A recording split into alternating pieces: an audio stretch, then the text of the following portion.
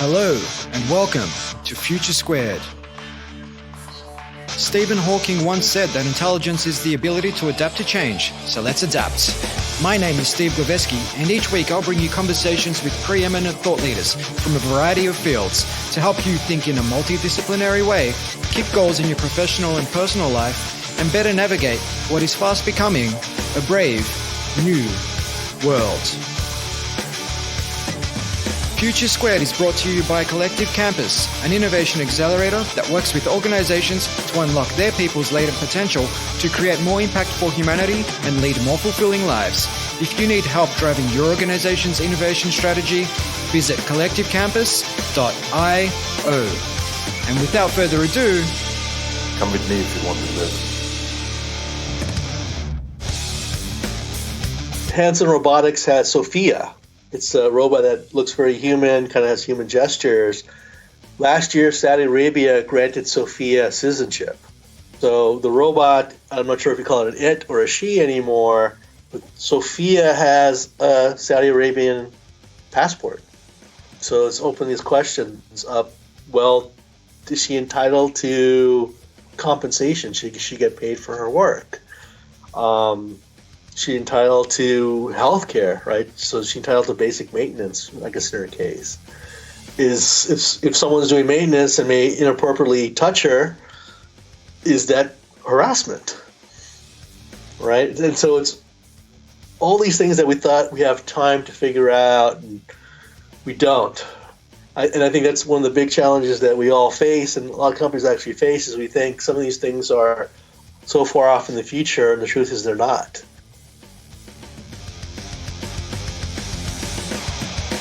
welcome back to Future Squared for episode number 362 with Neil Sahota.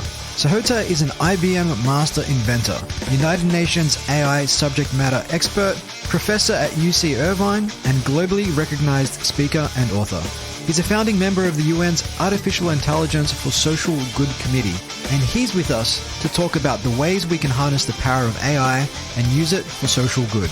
He's also the author of Own the A.I. Revolution, providing a future-forward look at AI, focusing on how businesses can use it to commercialize while doing good in the world.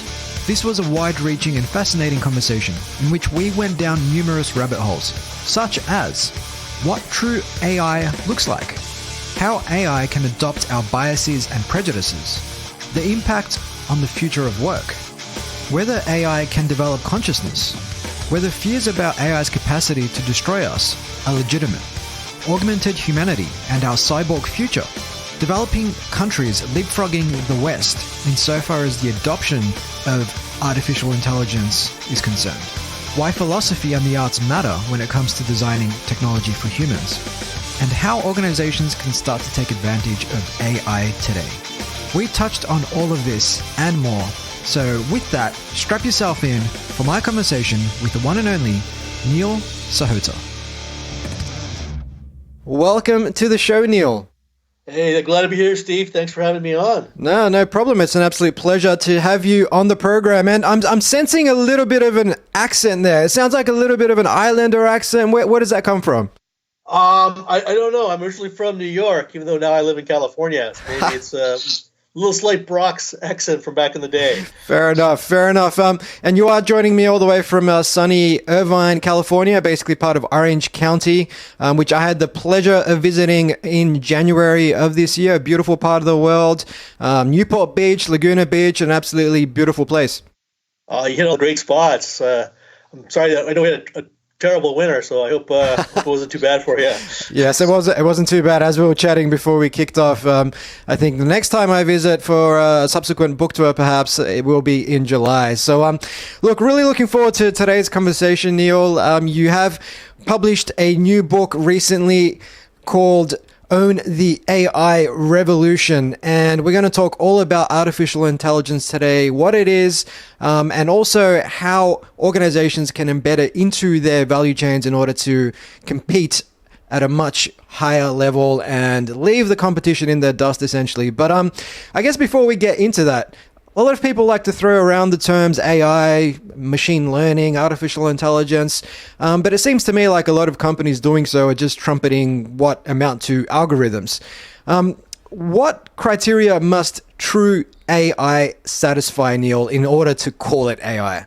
That's a great and complicated question, Steve. We all know there's a lot of hype out there, and the definition of AI keeps evolving over time as we get new capabilities. But I'll say today, and very simply, it's just three things. What makes up AI? First is machine learning. It's a subset of AI, meaning we don't really code the paths. The machine actually learns, and it learns by doing through experience, reading, ingesting information, much like we do. So we don't have to teach it like all the possible paths. Much like we learn, it'll actually learn by reading articles, watching videos, working with human trainers, and actually trying to do things and learning its lessons from what it got right and what it got wrong. Right. The second piece is the ability to understand natural language. We as people, we have a huge advantage. Think about all the slang, jargon, idiom that we use. Like if I say, hey man, I'm feeling blue because it's raining cats and dogs, most people know what I'm talking about, right? You tell that to a machine, guess what happens? It's like, wait a second, Neil is physically the color blue because small animals are falling from the sky? That does not compute. Yes. Syntax error. Yeah, absolutely. But with AI, it's not looking at like the keywords. It's trying to draw meaning from the conversation, from the context, from the grammar, from the syntax. So it knows not to take things literally, but, forgive my fancy word, but the connotative definition of what we're trying to say. And that's a really hard thing for a machine to do. And then the third piece is it has the ability to just interact with us like it's another person. For better or worse, search engines like Google have taught us to rely on keywords. Like if I want to buy a bicycle, I'll type in like buy bicycle, get 50 bazillion web pages, learn some more keywords, look at some sites, go through all this, rigmarole to try and find what bike might be a good fit. Whereas if I have an AI that knows about bikes, I would just go to it and say, hey, I want to buy a bike. It'll probably come back and say, well, Neil, why do you want one? Okay, fair question. I want to get back in shape. Great. And how often do you think you'll ride it? Ride it like, 3-4 times a week, probably like 45 minutes a time. Okay. And where will you ride the bike? Right in my neighborhood. It'll come back and say, well, here's the right bike for you. But it's like having a best friend that knows about bikes because it's not just taking information that it knows and the questions it's asking me. It's going like, I know Neil's a really busy guy. He says 3 or 4 times a week. Probably means one. And I know that Neil is like to spend a whole lot of money, so he's not going to want to be just like an expensive bike. So it's like having that friend that could kind of synthesize and distill in just 30 seconds and give you a good recommendation. Yeah, no, that makes a lot of sense, and thanks for clearing that up. And I guess, is this why people like John Searle, who is a philosopher and professor emeritus at UC Berkeley, says that Watson, IBM's Watson, which has long been heralded as, the pin-up or the poster child of AI, isn't actually AI, because he says that machine is only capable of manipulating symbols, but doesn't really understand the meaning behind those symbols? There's a lot of truth to that, and the way machines process information is very differently than we process information. And that's one of the things he's actually alluding to, is that sometimes we have this black box problem, and that because of that difference in the way they think, when they come up with something, we don't know necessarily how to arrive at that conclusion. I happen to know a professor at the University of California, Irvine, really great guy, and he was trying to do this like wolf for dog detector with an AI, and it seemed to be really working really well. But they eventually realized that the way it was distinguishing the two was if there was snow in the background. So what he actually ended up building was a snow detector, not a wolf for dog detector. Right. Interesting. And you've also written that Google Home and devices like that don't really fit the criteria of AI either.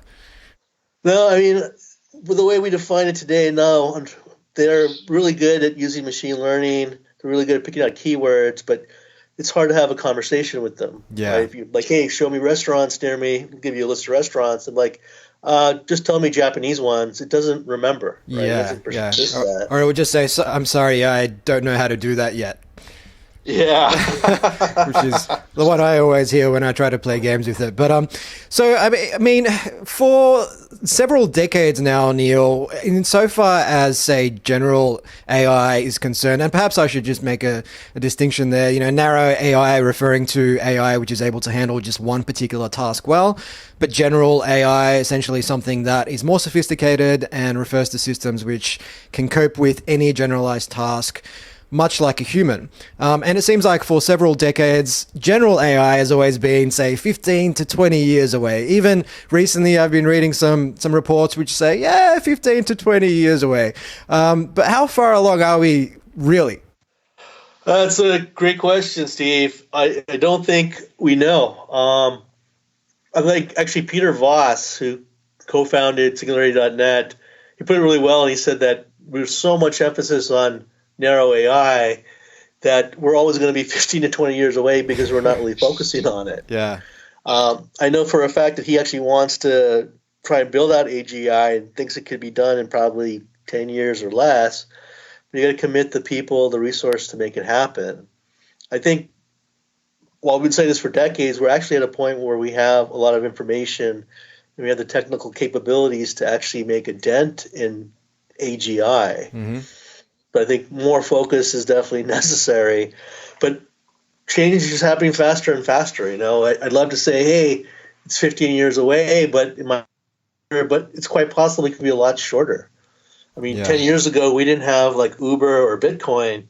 So who's to say how quickly or unquickly it might happen?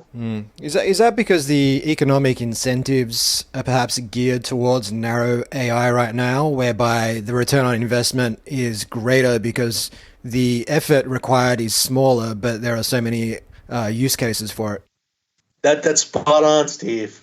The commercial viability of ANI, narrow intelligence, is a lot more well known. You get your payback period a lot faster. You generate revenue a lot faster. AGI, it's going to take a tremendous amount of effort, investment before you have something that's like even MVP. I don't think a lot of businesses have the appetite right now to say, well, I'm going to commit tens of millions of dollars towards this, hoping to get a return 10 years from now. Yeah, no, that makes perfect sense. And I mean, correct me if I'm wrong, but my understanding about AI is that it's all about helping us process countless records of information or just bottomless pits of data and actually making sense of that data in order to help us make better decisions. Now, I was hoping you'd clarify something for me today, which is if decisions are a byproduct of the data that we feed it, but the data we feed it is flawed for whatever reason, how does AI reconcile that? That's a great question. You're actually talking about a hotspot right now in terms of what's going to happen with AI. In some cases, if we have enough data, like a lot of data, it'll see some of these things and start making, for lack of better words, decisions on how to reconcile it. Mm-hmm. And sometimes it'll do a good job and sometimes it'll do a bad job. But if our data is flawed, or more importantly, if it's biased, it will essentially corrupt what the AI is trying to do. An example of that is, I think it was just recently that Google had built a hate speech detector using Google Brain, and very noble cause, but it turns out the hate detector is probably racist itself. Yes. And not that Google was trying to be racist or anything like that, but there were probably some flaws and bias in the training data. And the result, it wasn't capturing things correctly or wasn't understanding things correctly. And maybe there might be a problem of diversity and inclusion in the team that was putting together. I can't say for certain. There's not enough details out yet. But it's something that for us would appear to be simple to detect is incredibly difficult for a machine. I mean, think of it as a 3-year-old child.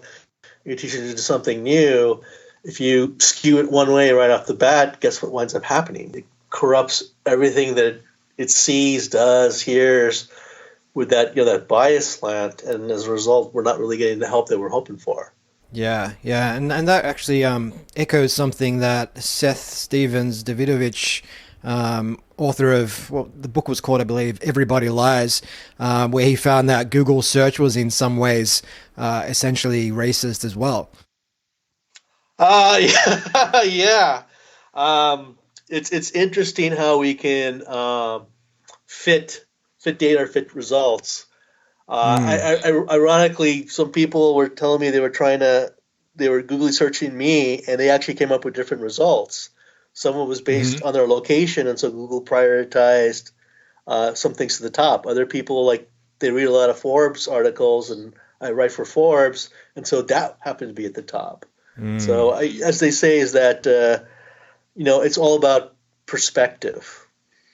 Yeah, yeah, and I mean, I guess there are risks whereby we all see different things at the top of our Google search results, because then our worldview essentially, I guess, gets massaged in one way versus someone else's. Like, we're all seeing different things. Yeah, I mean, what's the old adage? The truth may change, but the facts remain the same.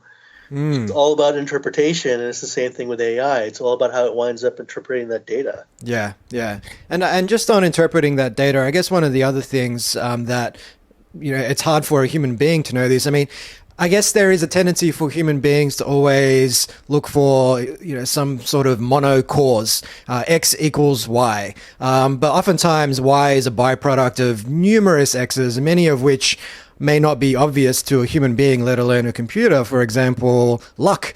What role does luck play in a positive outcome or in a negative outcome? And I guess these are some of the challenges that I imagine people are working through in the space. They absolutely are. And I know that, at least for our understanding as people, it's much easier to convey one or two things as the primary cause. But this is also the great power of AI, in that because it can crunch through millions of data points.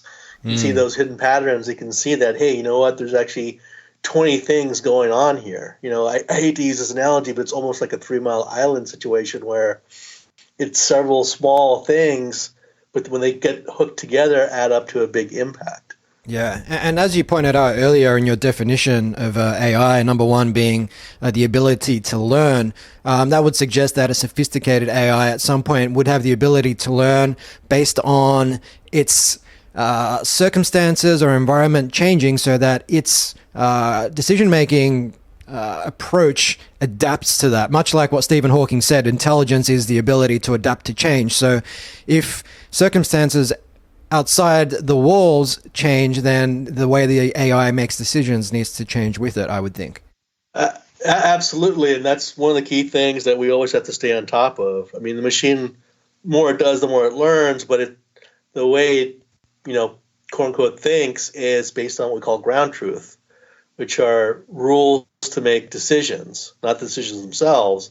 So we also have to always make sure the ground truth that we're using for the AI is always reflective of whatever facts, truths, other things that we know, especially as things change over time. No, that makes sense. And just on that point, I guess you're no doubt familiar with the good old thought experiment, the paperclip maximizer, in which AI is tasked with creating paperclips, but essentially does so by using all of the resources available to human beings and ultimately destroying humanity by virtue of doing that. And I guess the term for this is perverse instantiation. What are your thoughts on the paperclip thought experiment for starters? I laugh because that could really happen, right? Wow. Again, it's the things we take for granted. We all know as people intuitively we shouldn't burn so many resources, right? The trade-off's not worth it. But if you never set that as a ground truth for the machine, you don't set that constraint, there's nothing to stop it from doing that. There was a similar situation where Google had two versions of its AI play this game, and you can only do two things. You can either build or you can attack the other guy and stop them from building. But the way you win the game is to build your area, your city first. And so when the AI is playing, it quickly realized that if I attack, the other guy could never build, and so they could never win the game, right? And so every round they were just attacking each other. And eventually they realized that the problem with this is we never actually told that the goal of the game is to win, right? I mean, you have to build the city, so it never realized that building's actually important. So much like the paperclip maximizer, we don't set the right conditions, right boundaries, it's going to go way askew what we thought it would do. Wow. And I guess there could be a multitude of conditions that one must set in order to avoid adverse outcomes like that. And I guess there's a hell of a lot of thinking that needs to go into that. Yeah, and that's the challenge that we have, right? Because we have so much tribal knowledge, we do so many things, I'll call it, instinctively. We're actually at a point where we're forced to actually have to really think through all the different components and areas and perspectives that are actually involved, and we're actually not used to that mindset. Yeah, and just on that, on how we have that tribal mindset, and we are oftentimes driven by, our amygdala, the threat detecting part of our brain, or over 100 cognitive biases. I guess these are the things that one needs to be really careful for and essentially control for when designing AI. Otherwise, we're just basically taking our own biases and tendencies and plugging them into AI, and then we have AI with all sorts of biases of its own. That's absolutely spot on. I mean, I can tell you that in my work with the United Nations, they actively just are pursuing the idea of robot judges, improve access to the judicial system, hopefully less corruption. But I look at in the United States, my home country here, that there's tons of court data that we could feed an AI. The challenge is, would it learn something like, certain ethnicities get harsher sentences and certain ethnicities get lighter sentences, a total, inadvertent bias, and oops, our own slant as a system or a society suddenly gets adopted by the AI. And that's unfortunately against the goals of hopefully providing less corruption, better access. Yes. No, that's very, very, very scary, but also I think, like anything worth doing, there will be challenge and challenges worth overcoming. So I wanted to change tact, Neil, and explore something that experts are saying potentially AI in a single generation could produce more technological breakthroughs than humankind has managed during the first 20,000 years of its existence. Now, this suggests a huge impact on work for human beings. And I know there's various reports. One you've cited is that 47% of US jobs risk being automated by 2050. I mean, how will this affect our listeners? Well, that's a great question. That's a great concern and fear, I know, for a lot of people around, just the future of work. And, the goal with AI is not to replace people, but to free up our time to work on more higher value, more complex tasks. Imagine for a second that a doctor doesn't have to spend as much time filling out the paperwork, so they actually have more free time to spend with the patient. But given that, some jobs will go away. It's inevitable, right? With self-driving cars, we're probably not going to need taxi drivers. We're probably not going to need truck drivers. And you think about then fewer cars. It means you need less manufacturing, less parts. You need less, truck stops and motels for the truck drivers. But by the same token, there's going to be a whole new set of jobs that will wind up getting created. The industries 10 years from now are getting incubated today. We wind back the clock 10 years from now, there weren't Uber drivers, right? There weren't like social media marketers or, this whole concept of, influencer media. So it's a question of us getting ready for that future of work, and more importantly, be willing to define what that future is going to look like, and the skills, knowledge that we need, retraining the workforce that we can, and getting the future workforce ready for those jobs. Yeah. And it's interesting because I know a lot of technotopians suggest that we're just going to create more jobs than we've destroyed. That's how every prior disruptive innovation has played out over time. But then there's a whole other side of the spectrum where people are saying, no, we need universal basic income because most jobs are going to be automated away and there's not going to be enough new work for people because traditionally innovations have oftentimes productized physical work, whereas now AI is getting into the domain of cognition and NPR published a report where accounting and audit was found to have a 95% chance of being automated in the next 10 to 15 years. Alec Ross, who wrote Industries of the Future, and he worked with Barack Obama and Hillary Clinton on their campaigns years ago. He basically found that there's not going to be any room to be mediocre in the future. And he basically gave the example of law firms where AI might do the contract review and automation, and instead of having 10 people do that, you might have AI doing it and then one person reviewing the results. So essentially way less demand for cognitive work in the future. So, I mean, where do you stand in terms of that sort of technotopian versus dystopian view of it? I imagine you're, based on what I know about you, somewhere in the middle. Yeah, I'll make two hopefully interesting points to that. So, one, I'll say, for sure, unfortunately, like the lawyer thing, we're not going to need as many contract lawyers, and law schools are really looking at, maybe we don't need a whole course anymore. Maybe it's 1 or 2 weeks because, AI is going to take over a lot of the work, and we just need to be able to review it, so understand the concepts. By the same token, the skills of tomorrow are probably going to be a lot more sophisticated. And if you're going to do higher value work, more complex work, you probably need a lot more education and training.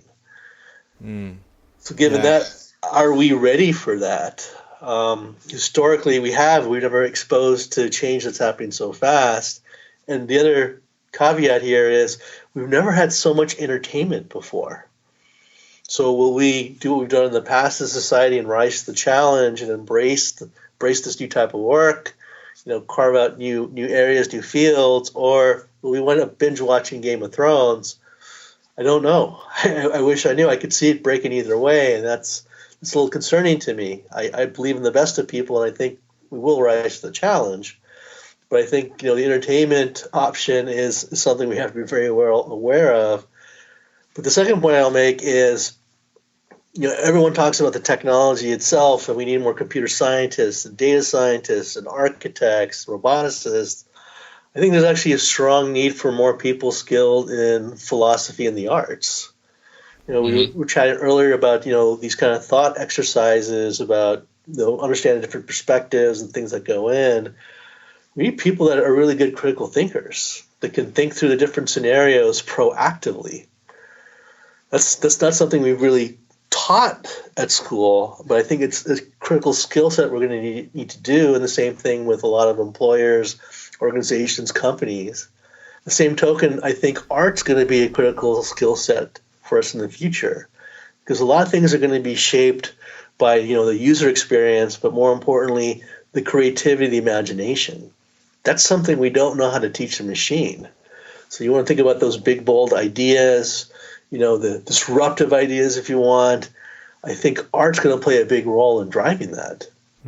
Yeah, I think that's a fantastic point, because as we're seeing now with a lot of people pushing back against big tech, pushing back against the nature of what are essentially attention merchants like Facebook, whereby people are just hooked to these social media platforms because every time they jump on, it stimulates a small dopamine release, and they just keep pulling that lever on that slot machine ad infinitum. But it doesn't make them any happier. But this is what happens when you have people who are awesome at building technology products rising to the top of the heap at the expense of the human angle and the philosophy that can go into these tools, which is, I guess, coming back to what we were talking about earlier, like what we can embed into these tools, whether that's the good in us or the bad in us as well. And so embedding more philosophy into these tools, or at least some of those underlying sort of principles, will no doubt go a long way to ensure that these tools are tools that are good for humanity rather than net bad for humanity. Well, I think that's the golden opportunity that we have. My friend Kriti Sharma, she put it really well, that you get a smart group of technologists together, you're going to think of cool things like, drones and self-driving cars. Imagine if we could bring some domain experts so we can challenge that into more productive things like medical advances Or, I read 40% of the world suffers from loneliness. Could we help those people out? Could we do things for like mental wellness?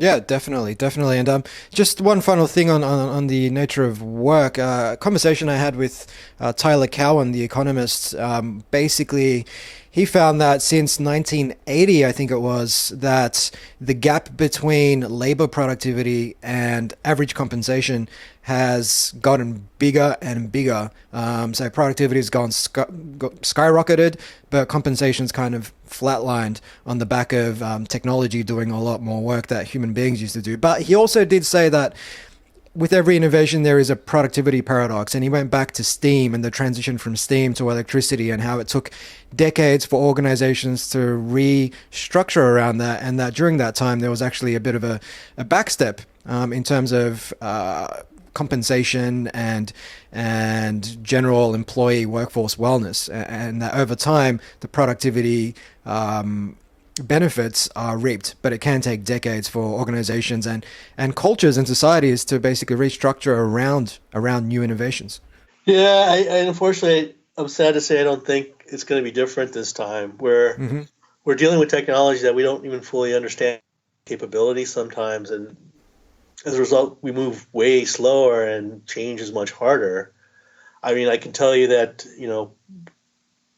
companies around the world that I've talked with, they know they need to be doing something with AI. They're not sure quite what it is yet. They're trying to figure it out and how they get started.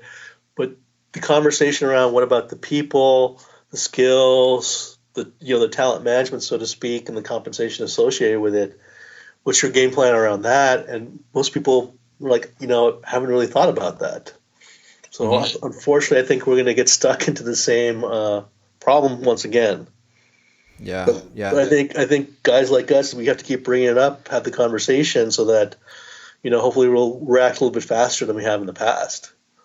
Yeah, could not agree more on that. And I mean, you touched on companies that you're working with, asking how they might go about embedding AI into their business. And I mean, like we've alluded to, all new things we initially fear because there's novelty, there's uncertainty, and that's just an innate biological sort of trait that human beings and all animals basically share. But when it comes to AI at work, essentially organizations who are embracing it rather than fearing it could have a distinct advantage. That's for sure. And when the AI space, the first mover advantage is huge because, the AI has an eidetic memory. So everything it does, it learns, it keeps getting better and better. It's hard to make up that difference.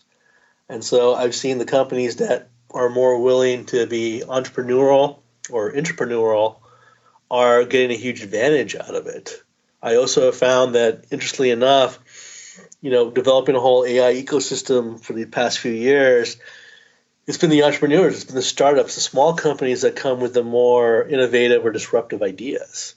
They're more willing to challenge the game, where the bigger companies, the more established companies, they're still kind of thinking as a traditional computing model that, for automation, doing something faster, cheaper, less errors, and not taking advantage of some of the new capabilities that could trigger new business process changes, doing something like, hey, I could help them see if this guy is a fit for my team, for example, how well they're going to mesh together. That is not a first and foremost thought that they actually have. Yeah, and I think that's something we see in, for example, the digital transformation space, or a lot of big companies embracing digital transformation, but oftentimes what they're doing is they're just digitizing old processes and not really redesigning them to fit the new economy, not redesigning their culture, the way they go about turning zeros into ones. And it's the startups who are coming to the table with a blank slate, essentially, that they can embed these things from day one. And it's kind of like what you see with the development of infrastructure, for example, internet infrastructure in developing economies oftentimes trumps that you find in more developed economies, because in developed economies you kind of need to throw the baby out with the bathwater. So what happens is you have incremental change, which isn't that great, which is what we have here in Australia, versus say Southeast Asia, where they have some of the best sort of infrastructure going around because they started with a blank slate. I call that leapfrogging. That's a great observation, Steve, because that's exactly what happens. I look at Africa and China, for example. They're so far ahead in things like mobile payments and all these things, and people like, how come they're so far advanced? It's like they didn't have a landline culture, right? They never had that infrastructure, and so when cell phones, particularly smartphones, really took off, they built their infrastructure around that, and because they adopted that much faster, there was more comfort with that. They're much further ahead when it comes to like mobile payment. Like when I go to China now, so many places they don't accept credit cards, they don't accept cash, they take Alipay or WeChat Pay. Yeah, and they laugh at you if you pull out a plastic card. Yeah. Like this dinosaur over here. So I had Tim O'Reilly on the podcast about a year ago, and he wrote, what's the future and why it's up to us. And essentially, he came up with this business model for the future, which was characterized by algorithms, talent and services on demand, magical user experiences, and augmented workers. And I know you've said something that kind of echoes this in your book, which you say we're at a unique juncture in history, and one that's characterized by an acronym you call ACCC or ACCC. What's ACCC all about? Oh, well, I've moved away from that. I call it kind of the age of the human century, in that we have this unique opportunity where we can actually try and teach the machine some of these things. It gives us a chance to actually explore what it means to be human. One of the interviews that we actually did, and I wish we could have fit it in, but we're going to put it in our next book, is there's an initiative in Africa going on right now called Loving AI. Mm-hmm. And their goal is to teach a machine unconditional love, in part because they're trying to create companions, loneliness, elderly care. And in trying to do this, they've learned that what does unconditional love actually mean? In fact, what does love mean? And how are they different? And what are the different types of love? And so it's gone from this, interesting kind of, I'll call it, R&D type of exercise to an exploration of what this really means to be human. Mm-hmm. And it's become a very deeply philosophical and reflective time. And the broader thing is, if we really want to teach some of these concepts out there to a machine, how do we do that? Because one of the hot spots right now is artificial empathy, where even though the machine doesn't feel the emotion, they can react dynamically to how other person might be feeling. I know a lot of businesses are looking at this right now in terms of chatbots that, if you're chatting with them, the chatbot can suddenly detect, they went from being happy to angry, I need to try and soothe them. Or they're sad, try and cheer them up. So they're trying to create a more, lack of a better word, human experience over here. And I think it's gonna be a unique time for us, in that we really have to understand what it means to be human, to be able to do some of these things. Like if I asked you, how do you define love, what would you say? Well, it's a difficult thing to define. I mean, we all have our own definitions of that. And then, is it love between you and your romantic partner, or a friend, or a family member, or the broader community? Like, there are so many different angles you can take. And that's the challenge that we're facing. And, a lot of people talk about this is kind of the ultimate goal here, but how do we get there? I mean, just on love, empathy, feelings, emotions, I mean, a lot of people are talking about AI developing consciousness, which I guess I'll define as the quality or a state of sentience or awareness of internal and external existence.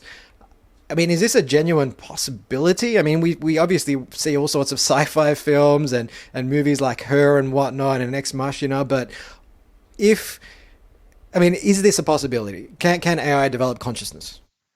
It's possible. It's one of the things we talk about in the book, that there's different levels of consciousness, different levels of self-awareness. Mm-hmm. It's tough for us to even define.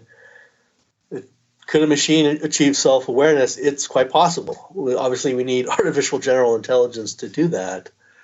At some point, if you have a machine that can actually think for itself and decides to learn new things, where does the transition happen from I'll call it order taker to doer to being self-aware of its place in the universe. I don't even know as we as people can pinpoint to that, right? Is it when you're 1 day old, 1 second old, 1 year old? We don't know, but is the possibility real? Absolutely. Yeah. And I guess that opens the door to them, or I use the term them to refer to AI, demanding rights of some kind, as we demand human rights, I mean AI rights, and demanding payment for their services. So that's a really interesting question. That's no longer a philosophical exercise. Hanson Robotics has Sophia. It's a robot that looks very human, kind of has human gestures. Last year, Saudi Arabia granted Sophia citizenship. Wow. So the robot, I'm not sure if you call it an it or a she anymore, but Sophia has a Saudi Arabian passport. So it's opened these questions up. Well, is she entitled to compensation? Should she get paid for her work? She entitled to health care, right? So she's entitled to basic maintenance, I guess in her case. Is if someone's doing maintenance and may inappropriately touch her, is that harassment? Right? And so it's all these things that we thought we have time to figure out, and we don't. And I think that's one of the big challenges that we all face, and a lot of companies actually face, is we think some of these things are so far off in the future, and the truth is they're not. It might be here in 2-3 years, the rate we're going at. What are these things going to mean? Yeah, and I guess that is an incredible burden to bear, because we could be bringing sentient beings into the world who may not have a very optimal experience of it. No, and if we decide to shut them down, is that murder? Is that euthanasia? What does that mean? Wow. This conversation is getting to a very, very deep place. I guess we've talked about AI becoming conscious, but I guess on the other side of that, there is a lot of talk about human beings embedding technology or AI into their bodies. There's talk of things like neural lace, there's brain-computer interfaces. I guess a question for you, Neil, is if we do start augmenting ourselves, and I'm sure we will, because it seems like technology just keeps getting smaller and smaller and smaller, and the next step is to just merge with it at some point.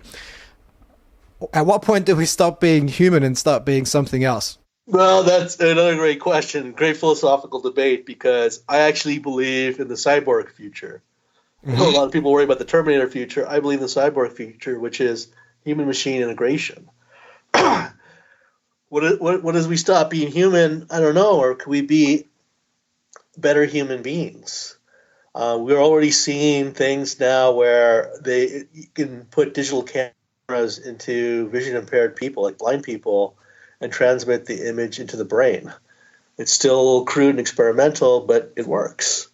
We're already seeing things like, if you lose a limb, your brain can still transmit, to the stump. And there are people who've tried to teach AI to interpret those signals so you can actually move an artificial limb. We talk about things like, CRISPR, genetic engineering, and, if we had new capabilities, what this might mean. I really feel like we're moving towards that human-machine integration, a cyborg future. Does that mean we'll lose our humanity, our soul? I don't know. Maybe it's an opportunity to do deeper exploration. Maybe with longer lives, we can be more creative. Maybe we can master the secrets of the universe. I sincerely hope so. I'm very optimistic about that. But, to every unfortunately good side is a downside, in that if we can actually do this, is this something that's available to the masses, to all the people, or does this become the domain of the people who can afford it? Yes, so the gap between the haves and the have-nots gets bigger and bigger. I think that's a key concern, because if you can enable new capabilities for people that way, does that mean the people that can't get access to that, do they get left behind? Does that then make us, in theory, less human? Interesting. I guess you could look at smartphones as a parallel of sorts, whereby they have augmented us in some way. I mean, if I want to know the answer to something, I can very much get that answer within 5 seconds. The difference between that and embedding AI into our brains or a brain-computer interface is that the bit rate, from what I understand, would be much faster, and that I would have instantaneously the answer to that question. And I mean, technology itself, yes, mobile phones and smartphones were incredibly expensive, but now everyone has one. The barriers to entry have come down. So, I mean, is that a worthwhile analogy to use insofar as brain-computer interfaces are concerned? I unfortunately, I think I do. I mean, I'm very optimistic, and I believe most people are good. And technology price comes down, but if you're suddenly enabling new capabilities for people, is there a segment of the population that would want to try and protect that advantage, right? Would they see that as a competitive advantage or not? And I think it's more of a societal, maybe an ethical, moral question than anything else. I mean, my hope is we would make this available for everyone to take advantage of, but at the same time, you never know. You look at, I forgot the name of that drug company that had that thing to help treat a cancer, and they were charging an outrageous price for it. Yes, I saw that, and I guess that comes back to perverse sort of incentives and conflicts of interest, essentially, between big commercial interests and human interests, which again comes back to big tech versus the philosophical questions we were exploring a little earlier.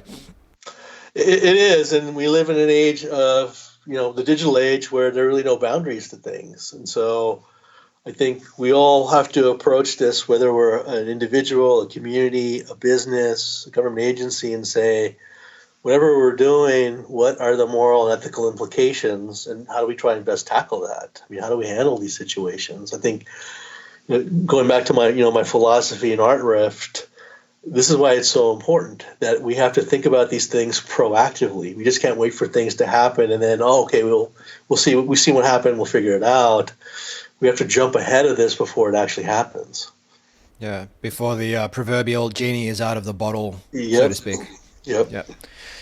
So we're in the final quarter of this conversation, so I wanted to provide some value for the corporate and business and startup folks listening to this conversation, and perhaps go on a little bit of a tangent, which is that of how we apply AI in business. I know we started talking about it earlier, but we digressed. And I mean, which aspects of our value chain today, whether it's sales, marketing, hiring, can organizations really look at seriously in terms of something they can start to look at literally today?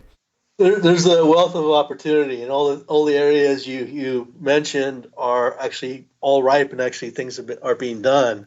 If a business is trying to figure out what they want to do, start with a problem, no secret. Really understand the problem, and say, okay, if I could fix it, or solve it or change the process, think pie in the sky, forget about technology for a second. How would you do that? So you got to think a little differently, but that's how you generate an opportunity. Then you can marry it with the technical expertise and say, okay, now I could develop a solution. But when it comes to AI, there's two key things we always have to look at. So like if I want to say, I want to enable my salespeople to speak the language of the customer, right? We all have different personalities. We all have different things we focus on. We'll get more yeses if I speak their language. Can we use AI to help us do that? Absolutely. The thing becomes, though, then, do you have enough data to do that? Because data is the fuel for AI. Mm-hmm. If you have the data, great, you can pursue it. If you don't have the data, could you acquire it? Could you license it from somebody? If you can't do that, could you manufacture the data, what they call synthetic data? If you don't have the data, unfortunately, AI becomes a non-starter. There's nothing to teach the machine with. If you have the data, great, you solved one of the big two hurdles. The second one being, do you have the domain experts to teach the AI? And that's something that we really underestimate generally as businesses. We think that, unfortunately, the AI is like a magic bullet. It's just going to pick things up, instantaneously. It doesn't work that way. Much like, we have to go to school, we have to, do things, get coached. It's the same thing with the AI. And so do you have the people time available to teach the AI? some cases we may not have the right domain expertise, or we don't have enough time. I remember working on like cancer research with Watson. One of the big challenges was the guys that really know cancer research, like, the really smart guys, they're really busy because they're trying to save lives. And so getting their time is a challenge. They only have so much bandwidth they can try and make available, and that slows down the training process for the AI. Yes, yes, and it's interesting what you say there, because it kind of, as you're saying that, it reminds me of what we were talking about a few moments ago, where we said that the gap between the haves and the have-nots gets bigger and bigger. And if I look at some of the AI tools on the market at the moment, for example, Conversica, which basically it's essentially contacts, engages, nurtures, and qualifies leads as if a real human would via email. It's basically a bot. There's sales coaching tools like Persist IQ and Chorus, which analyzes sales calls to determine why they were won or lost and optimize the approach. When I look at all of these tools, firstly, they are expensive. Like, we're talking between $5,000 and $10,000 a month. Second, they require a hell of a lot of data in order to make informed decisions. And third, like you said, you need that domain expertise. So perhaps the only organizations that can really invest that kind of money and or time are big organizations with the means to do so, as opposed to everybody else, at least right now. So that the gap, you would think, at least, could get bigger and bigger between the large companies and the rest of the market. 100% agree. And there's an interesting dynamic going on where the big companies have the resources, but it's the entrepreneurs, the startups that have the ideas.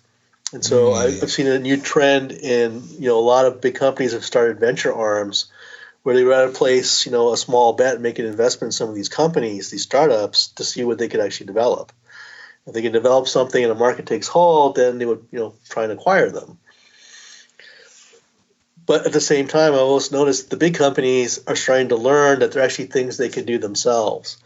One guy put it really well, where he says the ripe opportunity to use AI in business is in the urinal cake sector, right? The jobs that have to be done, but they're tedious, administrative, that we don't like, but they require a level of cognition that it's not just straight automation. There's a startup company called Legalmation where started by 3 lawyers, zero technical knowledge. That's exactly what they did. They started thinking about one of those urinal cake opportunities in law, and they realized it's, we're going through discovery information, generating interrogatories, generating deposition questions, generating the paperwork for the courts. You could take an associate lawyer anywhere from 6 to 12 hours to do it, depending on how complex the case is. Could you teach an AI to understand some of these concepts and actually do that work? That's exactly what they wound up building. And now that work can be done in 2 minutes by their AI. Mm-hmm. And it's not just, searching through information and keywords and doing a template contract. They actually, there's an interesting story because Walmart's one of their clients where there was a guy, I think he was actually a dentist, ironically, bought a whole chicken, and when he bit into the gizzard, chipped his tooth. Mm-hmm. And so it ran through, their AI lawyer. One of the things the AI lawyer came back with said, it's a known fact that when chickens eat, they eat stones and it gets stored in the gizzard. Because of that known fact, you should have known you were at risk for that, and thus, Walmart's not liable, right? So almost a pre-existing condition. That was, I believe, the argument that actually won them the case. And it's like, no one taught the AI about chickens or stones or gizzards, but a little bit of cognition is needed to do the work, and that's what an AI can actually bring to the table. And I think that's a great example for the entrepreneurs and startup founders listening to this, that, not to be disheartened by some of the prohibitive costs that are involved with AI. If you do find tools that perhaps can solve a problem or give you a competitive advantage and find a way to test them without fully committing, potentially they could be paying themselves off 10x or 100x over and give you a massive advantage over the rest of the competition. I mean, it's that whole adage, right? You need to spend money to make money, and perhaps it's easier, like we said earlier, with a blank slate to embed these technologies into your business from day one versus doing so at a large organization where there's all sorts of politics and bureaucracy at play. No, absolutely, and that's the advantage the startups, the entrepreneurs have, where they have more freedom to disrupt, but still need the resources. So it's an interesting partnership. But I've noticed a trend in the last 18 months where I'm seeing more and more of the big established companies pursuing AI solutions, really trying to figure out what they could do, those euro cake opportunities, and actually try and get started with them on their own. Yeah, definitely. And I mean, I've found it even in my business and the startups that I work with, not even embedding AI, but just embedding automation tools and algorithms into your work, whether it is for sales or marketing or whatever else, gives you a massive advantage and frees up so much time. So I can only imagine what true AI that fits the definition of the criteria you gave us at the start of the conversation can achieve for organizations of small stature, but also your large ones as well. Oh, that's the opportunity. That's why they're calling this age the fourth industrial revolution, where AI can be a very transformative power on how we do almost everything from a business perspective. And I will tell you that I'm seeing a lot more companies now that thought about building an AI tool for themselves and now realizing that, hey, we could actually expand this out and sell it to our competitors. Much like the gold rush in California, the miners didn't make much money, but the guys who sold the picks and the shovels did. They're realizing they have their, pick and shovel moment right now. Yeah, it's funny you should say that because we recently built a client proposal automation tool, and we realized, hey, there's a lot of companies out there that could use these. So we just started selling that, and it's actually doing quite well for us. But that's not even AI, it's just an automation tool. But I think that whole concept you talk about there, right, rather than mining for gold, let's sell the shovels and the pans, and that becomes the opportunity. Yeah, and that's awesome for you, Steve. Glad to hear that. So, look, this has been an absolutely fantastic and fascinating conversation, Neil. But before we wrap up, actually, before I even get into the lightning round, people should definitely check out the book, Own the A.I. Revolution, Unlock Your Artificial Intelligence Strategy to Disrupt Your Competition, if you like this conversation and if you want to learn more about how to embed AI into your organization. But before we wrap up, like I do with most of my guests, I'm going to throw you a curveball and put you into our 3-question lightning round, Neil. Question number 1. If you could work for any organization at any stage of the company lifecycle, who would it be and why? Oh, man, great question. To be honest, I would want to work with the United Nations. Mm-hmm. I know I'm helping them out right now, but it'd be great to do in a more formal capacity in this day and age, because I'm very big about social good, social impact, and I love what they're trying to do with the Sustainable Development Goals. 17 goals for a better world they want to make happen by 2035, and I want to be part of making that a reality. Fantastic. Well, it sounds like you're in a good position to make that aspiration a reality. Question number 2, Neil. If you could ask anyone a question, dead or alive, who would it be and what would you ask? I would actually want to ask my hero, Richard Branson. Uh-huh. How did you learn to think differently? Because I think he's been a hugely successful entrepreneur, a really great risk taker. I'm just curious how he developed that mindset. And just on that, I mean, thinking differently has been a competitive advantage for many an entrepreneur, innovator, organization, you name it, sports coach. And I guess if AI, how do you program AI to think differently? Because if everybody's kind of singing from the same songbook, we're all making the same decisions driven by AI. So the competitive advantage would be an AI that thinks unlike all of the other AIs. There you go. That's a big thing, Steve. If we get artificial general intelligence, maybe it'll teach us how to think differently. Crazy. And lucky last, Neil, how do you stay on top of your game? You're obviously doing a lot of great work, working in the space of AI, publishing books, a professor at the University of California, Irvine, helping out the UN, doing some stuff with IBM. What do you do on a daily basis to stay on top of your game? Oh, that's easy. I read like a demon. There's so much stuff coming out. If there's one thing I wish I had a little personal AI assistant that could read everything that gets published, synthesize it down for me so I know what to focus on. But, so much information. All I try to do is I read constantly. But I love reading. I imagine you read across different domains rather than just technology. It sounds like the arts, philosophy, all sorts of stuff. I do. I believe at the end of the day, technology is a tool. We have to know how to apply it. So I'm always reading about sports because I love them, but business, art, philosophy, sales, marketing, you name it. I'm a voracious consumer of information. Fantastic. Well, hopefully AI can help you with that in the very, very near future. Neil, this has been a great conversation. If people want to find out more about you, they can do so over at Neil Sahota, that's SAHOTA.com, and also find you on Twitter and Instagram at Neil_Sahota. Is there anything else you'd like to share with our audience before we part ways? I just say that you have a golden opportunity and everyone can do something, whether it's small or big. So I hope you take advantage of the challenge, the opportunity, and help us build a great future. And thank you. Hi guys, Steve again. I hope you enjoyed this episode. If you'd like to receive a weekly email from me, complete with reflections, books I've been reading, words of wisdom, and access to blogs, ebooks, and more that I'm publishing on a regular basis, just leave your details at futuresquared.xyz/subscribe and you'll receive the very next one. If you're picking up what I'm putting down, take a minute to like, share, or subscribe on Apple Podcasts, Google Play, Spotify, or wherever you get your podcasts. It goes a long way to giving the podcast the exposure it needs so I can continue bringing you guests and conversations of the highest caliber. You can catch me on Twitter at Steve Glibeski and on Instagram at TheSteveGlibeski. Until next time. Hasta la vista, baby.